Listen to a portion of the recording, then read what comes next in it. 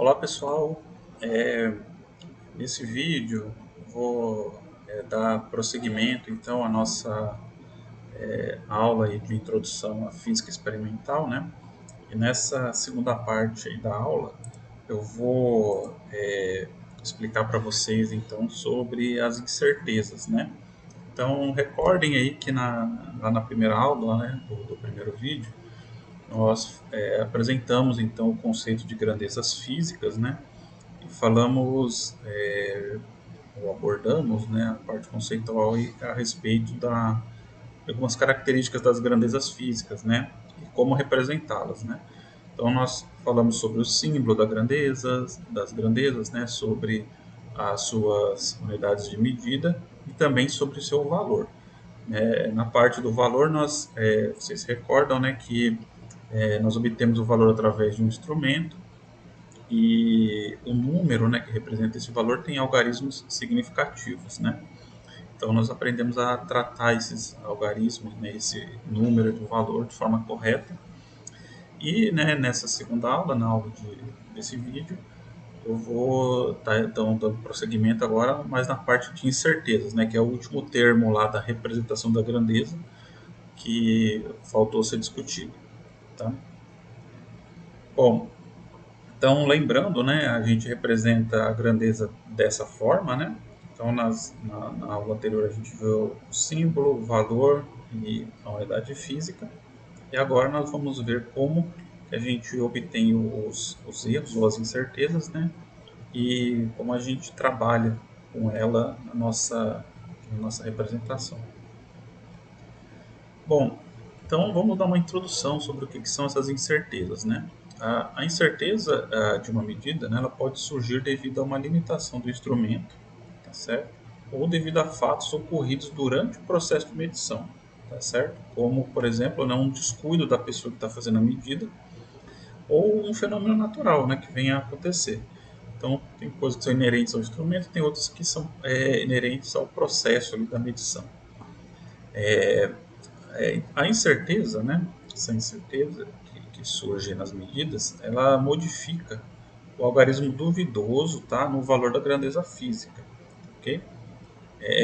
E há situações, né, em que a incerteza é grande, e ela modifica também algarismos à esquerda desse duvidoso.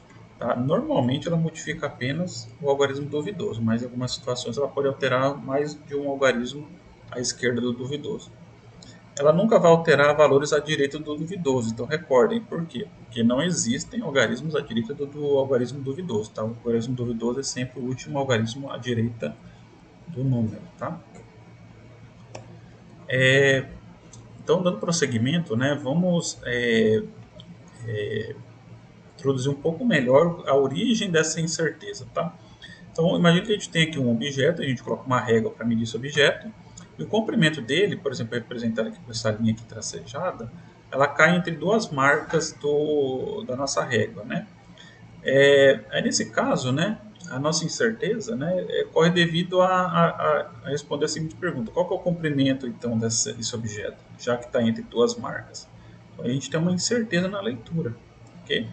E nesse caso essa incerteza ocorre porque o nosso instrumento não tem marcações menores do que essas barras preto aqui, que são as menores desse tipo de instrumento, né? Então, como a gente não tem barrinhas menores para comparar, a gente tem uma limitação do instrumento e isso causa uma incerteza nossa na hora de fazer a leitura, tá? Então, essa é uma das origens aí dessa parte de incertezas, tá? Outra origem das incertezas, né, pode ocorrer, como eu falei, devido ao processo de medição. Então, para dar um exemplo para vocês, né, em uma aula, né, o professor pediu para os alunos medirem o lado de um cubo, tá? Nesse caso, eu posso até dizer que eu fiz um exemplo desse na minha sala. Esse aqui é um exemplo real, tá? Que pedi para os meus alunos lá numa determinada disciplina fazerem a medida do lado de um cubo usando uma régua, tá? Os valores que eles mediram, então, que foram medidos por esses alunos, estão aqui nessa tabela. E a pergunta é, qual que é o valor da medida do lado do cubo, né? Por quê? Porque se vocês observarem aqui, então, o primeiro aluno, né, a primeira aluna, mediu 78,0. Né? O segundo aqui, 80,0. O terceiro, 80,0. É importante falar também que eles realizaram as medidas sem saber a medida do outro aluno. Tá? Então, cada um fez a leitura e não informou para o outro qual foi a leitura dele. Só depois que eles me informaram, eu coloquei aqui na tabela. Então, observem que os valores eles estão diferentes. Inclusive, alguns alunos, né, reportaram 79, 81, ou seja, sem explicar, sem reportar corretamente com os algarismos significativos corretos, tá? Porque no caso da régua, você tem que reportar uma fração, aqui uma régua milimetrada, né? E eles não reportaram. Então, eles tinham uma deficiência de conhecimento que depois foi sanada ao longo da disciplina, tá certo? Mas observe que esses foram os valores reportados, né? E a pergunta é, de todos esses valores aqui, qual que é o real comprimento do cubo? Né? Qual aluno, quais alunos falaram o valor correto? Então vejo que há uma incerteza também, porque nem todos os valores são iguais, né? Apenas 3 aqui, aqui 2, né? Então há uma divergência de valores, né? Então quem está certo, quem está errado, né? Então nesse caso a incerteza vai se originar de um descuido de alguns alunos ao realizar as medidas, né? Alguns leram correto, outros nem tanto. Mas, né, qualquer valor dessa tabela é aceitável como o valor do lado, já que ele foi medido, né? Porém, né, o mais provável é que o lado desse cubo tenha 80 milímetros. Por quê? Porque é o valor que mais ocorre aqui na tabela, que mais vezes foi medido. Então, muito provavelmente, esse valor mais medido é o valor real do lado do cubo, né? Porém, esses outros valores, eles ainda são aceitáveis, né? Por quê? Porque se tivesse mais alunos fazendo medida, pode ser que mais alunos medissem 79,5, né? E o valor 79,5 passaria a ser o valor mais provável, já que foi o valor mais medido, tá certo? Então, mas como então a gente pode interpretar um pouco melhor esses dados, né? Então, considera o diâmetro de uma bolinha, né? Que ele é representado como D, né? Diâmetro igual a 1,0 mais ou menos meio milímetro, tá? Como que a gente interpreta então essa representação? A gente interpreta da seguinte forma: o diâmetro da bolinha pode ter qualquer valor entre 0,5, ou seja, 1,0 menos meio, que é 0,5 milímetros, e 1,5 milímetros, ou seja, 1,0 mais meio. Então, qualquer valor dentro desse intervalo, entre 0,5 e 1,5, é aceitável como valor do diâmetro da bolinha. Tá? No nosso caso aqui, a gente teria que fazer a mesma coisa, né? Teria que tirar uma média, né? E representar com a incerteza do instrumento, que eu vou explicar mais para frente no vídeo como que a gente obtém a incerteza desse instrumento. Tá? Então observe que isso aqui se originou por um descuido da pessoa, né, das pessoas, né, que realizaram a medição. E não é um fato inerente ao instrumento, e sim ao processo de medição. Agora, eu gostaria de explicar, né, a origem dessas incertezas que vão ocorrer em dois tipos de medida. A primeira são as medidas diretas e as outras são as medidas indiretas. Nessa primeira parte, a gente vai discutir a origem das incertezas e das medidas diretas. E na segunda parte do vídeo, a origem dessas incertezas e medidas indiretas. Tá? Então, uma das origens, né, de uma incerteza numa medida direta, ela ocorre devido à escala do instrumento, certo? Que são as marcações do instrumento. Então, ela ocorre devido à limitação da precisão do instrumento de medida, né? E essa limitação não pode ser corrigida, a não ser que você substitua o instrumento. Tá? Então, a gente adota a seguinte convenção para determinar a incerteza desses tipos de instrumentos. Tá? Se a gente estiver trabalhando com instrumento analógico, a incerteza é igual a metade da menor escala. Então o valor da incerteza é igual a metade da menor escala desse instrumento analógico. O instrumento analógico é aquele que tem ponteiros. Tá? Já para os instrumentos digitais, a incerteza é igual a uma unidade do último dígito. Tá? Então o valor da incerteza será igual a uma unidade do último dígito. Então, exemplificando aqui, a gente tem aqui uma régua milimetrada. Então, essas marcações pequenas equivalem a 1 milímetro. Então, a menor escala desse instrumento, dessa régua, é 1 milímetro. Então, a incerteza é igual a metade da menor escala. Então, como a menor escala é 1 milímetro, a metade dela é meio milímetro. Então, a incerteza de uma régua milimetrada com escala de 1 milímetro é 0,5 milímetros. Ok? Aqui a gente tem o caso de uma balança, né, que ela é digital. Tá? Então, ela tem 1, 2, 3 dígitos, sendo esse último dígito aqui na segunda casa decimal. E a incerteza então, dela será igual a uma unidade do último dígito. Então, vai ser uma unidade da última casa dessa segunda casa decimal. Tá? Então, a menor escala dela é 0,01 grama, né, que ele está em grama. Então, é 0,01. Então vai ser uma unidade aqui dessa última casa decimal aqui, tá? Então a incerteza será mais ou menos 0,01 grama, tá? Então essas duas regras aqui se aplicam a qualquer tipo de instrumento, tá? Sejam eles analógicos, sejam eles digitais, tá? Aqui para exemplificar a incerteza de alguns instrumentos, né, nós temos então que a precisão de um instrumento é a menor marcação dele, né? Quanto que ele consegue medir com exatidão, aqui, com precisão, o tamanho, né, o comprimento do objeto. Né? Então aqui é de 1 em 1 milímetro. Então isso aqui é a precisão dele. Então no caso da régua milimetrada, a precisão é 1 milímetro, a metade de 1 milímetro é meio, né? No caso de um paquímetro, a precisão é 0,05 milímetros. A incerteza seria 0,025, mas para não ficar com duas casas decimais aqui, ele é arredondado para uma unidade aqui, né? Vai para 0,3, tá? Então 0,25 se torna 0,3, tá? O micrômetro, a menor a precisão dele, né? 0,01 milímetro. A incerteza é metade de 0,01, que é 0,005 milímetros.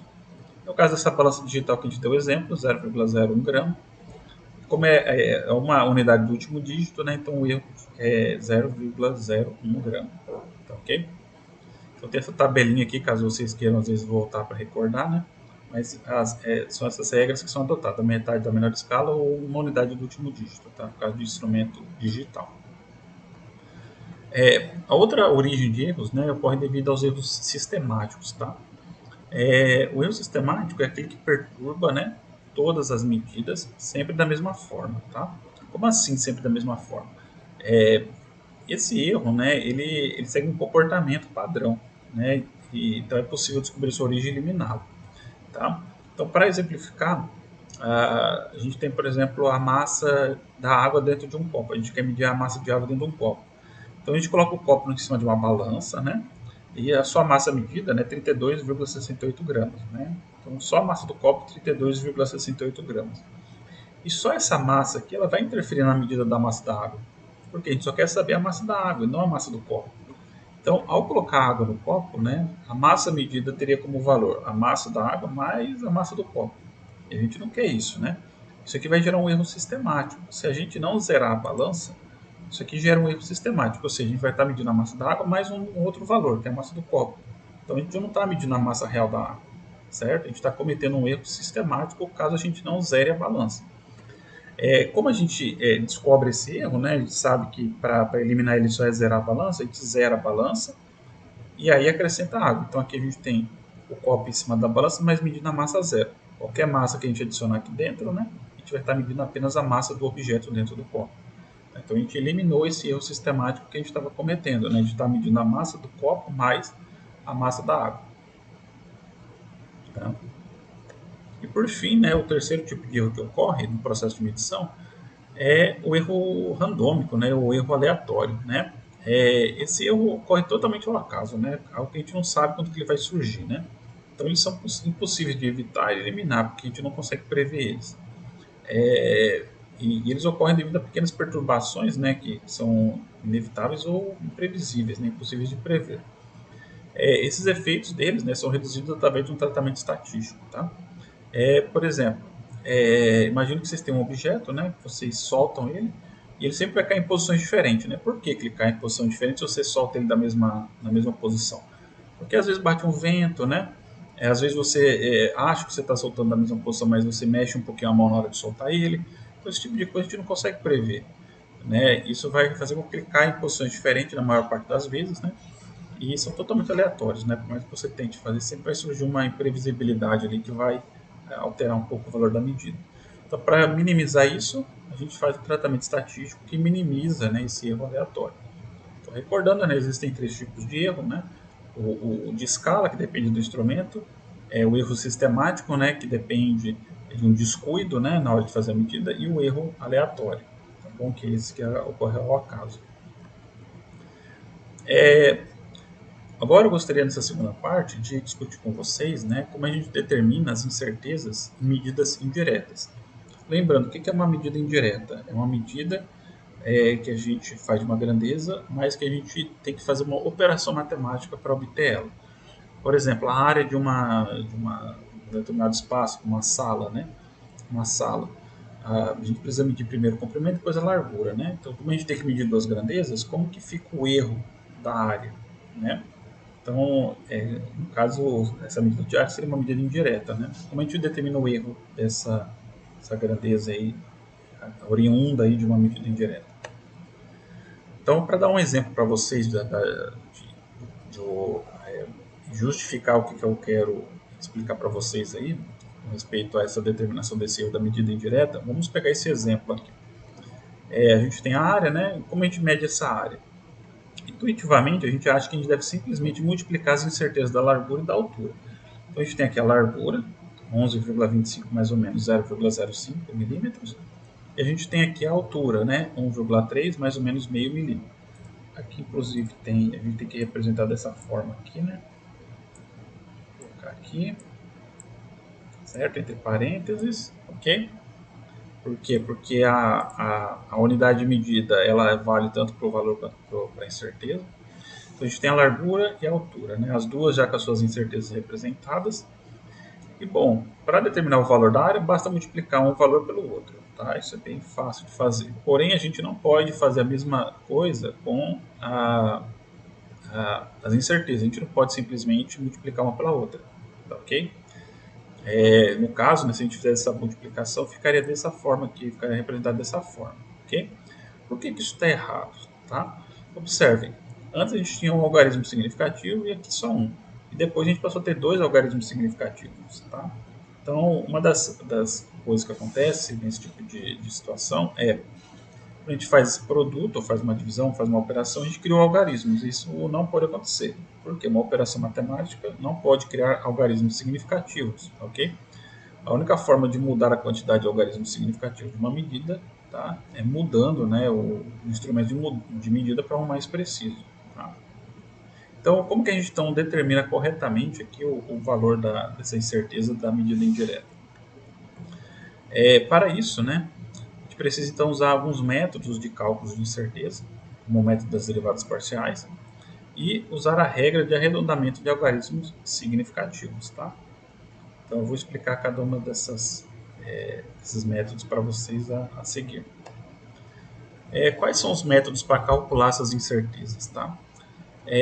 Então, existem dois métodos, né? Um que é o das derivadas parciais e um simplificado, né? Que vem desse método, né? Mas ele é simplificado para facilitar as contas. Então, existem essas duas abordagens aqui.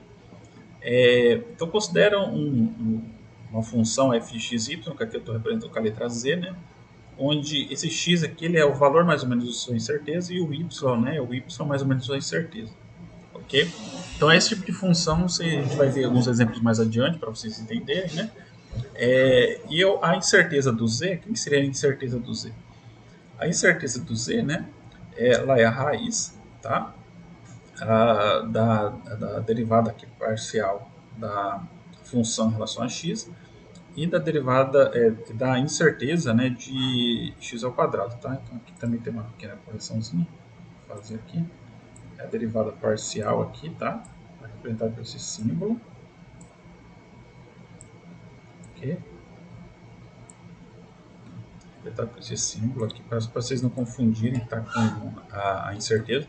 Então é a derivada parcial da função em relação a x elevado ao quadrado vezes a incerteza do x ao quadrado mais a derivada da função f de x e y em relação ao y elevado ao quadrado vezes a incerteza do y, ok?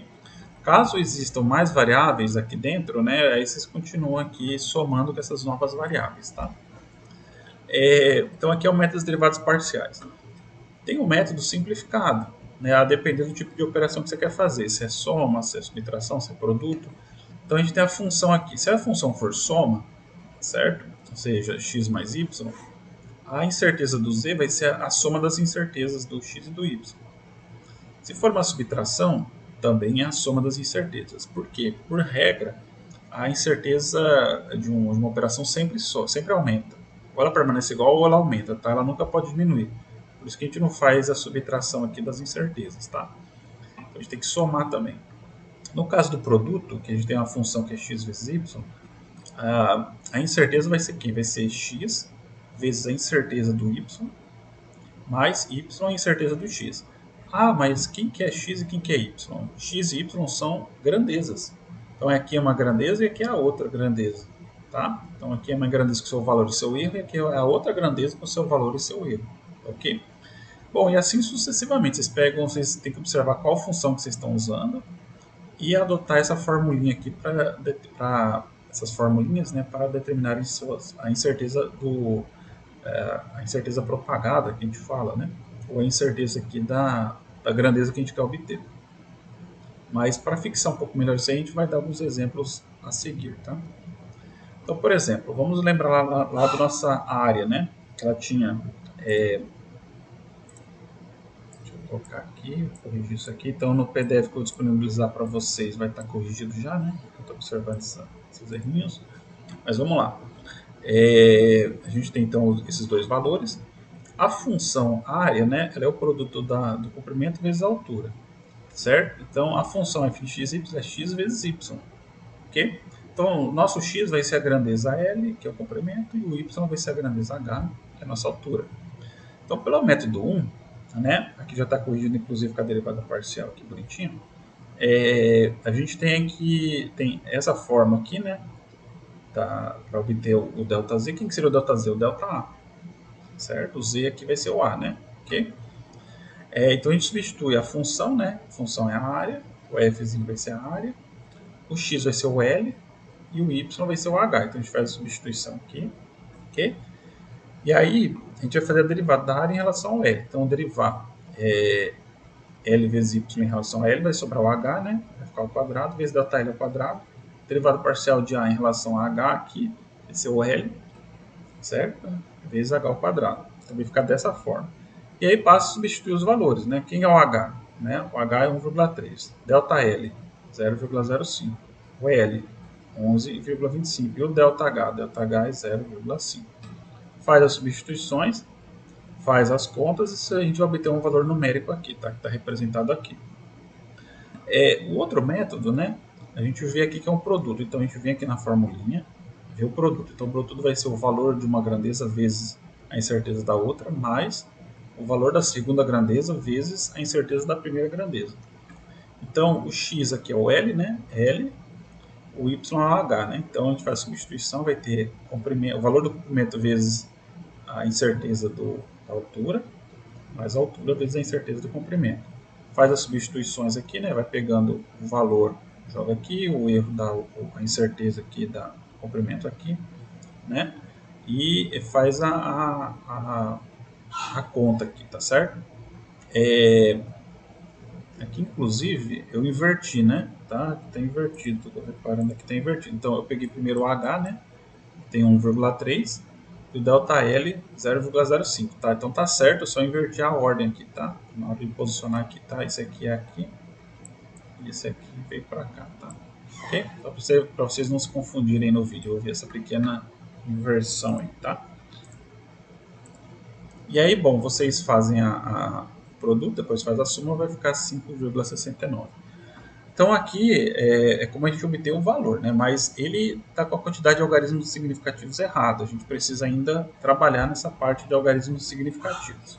E como que a gente faz isso, né? Como que a gente trabalha com os algarismos significativos para representar essa incerteza aqui desse exemplo aqui da área, né? De uma forma correta? Bom, a gente vai ter que adotar uma regra, tá? Essa é uma regra aí da quantidade de algarismos significativos que uma incerteza pode ter. Então a regra que a gente adota, né, ela vem desse livro aqui, né, Introduction to Error Analysis, tá? E essa regra, né, ela é descrita da seguinte forma: as incertezas experimentais devem ser arredondadas para terem apenas um algarismo significativo, ok? Então a gente vai pegar esses valores e a gente vai arredondar para que fique no final com apenas um algarismo significativo. Então, por exemplo, né, como que a gente arredonda, né, também esses números aqui abaixo? Né? Como que a gente pode fazer isso? Então a gente vai ter que adotar aí também novamente mais algumas regrinhas, tá, que eu vou descrever adiante. Regras de arredondamento de algarismos significativos. Então a gente vai ter que ter apenas um. Mas como a gente faz esse arredondamento para ter apenas um? A gente vai observar o algarismo duvidoso, tá? O algarismo duvidoso ele é o último algarismo do número, né? Então, ele vai aumentar uma unidade se os algarismos desprezados formarem um número superior a 5, 50, 500 e 5.000. Que algarismos desprezados são esses? Eu vou explicar adiante, né? Então, a gente observa o duvidoso e ele aumenta uma unidade se os números após ele forem superiores a 5, 50, 500 e 5.000. A segunda regra é: o algarismo duvidoso não vai se alterar, tá? Se os algarismos desprezados, que esses algarismos vão ser aqueles que vão vir depois dele, formarem um número inferior a 5, 50, 500, 5.000 e assim por diante. Se os algarismos desprezados formarem um número igual a 5, 50, 500, 5.000 por aí vai, deve-se seguir a seguinte convenção: o algarismo duvidoso ímpar deve ser aumentado uma unidade. O algarismo duvidoso par, né, e o zero considerado par, ele deve ficar inalterado, tá? Lembrando, no arredondamento, o algarismo duvidoso nunca diminui, tá? Ou ele permanece inalterado ou ele sobe uma unidade. Bom, que algarismos afinal desprezados são esses, né? Vamos ver a seguir agora com um exemplo para vocês fixarem. Então lembre dessa seguinte regra, né? Se o duvidoso for, se os algarismos depois do duvidoso forem acima desses valores aqui, o duvidoso vai subir uma unidade. Se eles forem inferiores, eles vão permanecer inalterados. E se for para o ímpar, ou se ele for igual a 5, né, 50, 500, 5.000, e assim vai, a gente adota a regra do para o ímpar, tá? Vamos fazer o seguinte procedimento então. Vocês vão pegar um número, tá? E vão começar contando da esquerda para a direita e localizar o primeiro algarismo à esquerda do número que seja diferente de zero, pois o zero à esquerda não é significativo, tá? Então vocês vão pegar o número lá da incerteza de vocês, tá? E vão contar zero, zero não é significativo. Bom, 6, 6 já passa a ser significativo. E aí vocês vão marcar ele, tá? E começa contando então da esquerda para a direita, ok? Então, 0 não é contabilizado, 6 é contabilizado. Então, ele será o nosso algarismo duvidoso, tá? E ele está então nessa posição do 6. O segundo passo é determine o número à direita do duvidoso. Então, veja, que número que está à direita do duvidoso? 75, certo? Então, esse todo o número que está à direita do duvidoso. Esses são os algarismos que a gente vai desprezar. Ou seja, a gente vai eliminar eles, tá? Mas para eliminar eles, a gente tem que adotar as regras que eu falei a seguir. A gente olha para ele e observa, né, agora pelo passo 3, se esse número aqui é maior do que 5, 50, 500 e por aí vai. O 75 ele é maior do que 50, tá? Então o que acontece? Pela regra 2, né, o algarismo é duvidoso, né, ele aumenta uma unidade se os algarismos desprezados formarem um número superior a 5, 50, 500 e 5.000, tá? Então pela regra 1, né, então deixa eu apagar aqui pela regra 1, ok? O duvidoso deve aumentar uma unidade. Então, ele vai sair de 6 para 7, que ele aumentou uma unidade.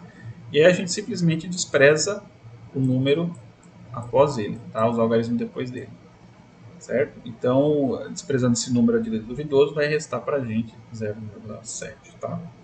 Então, esse é o procedimento que a gente adota.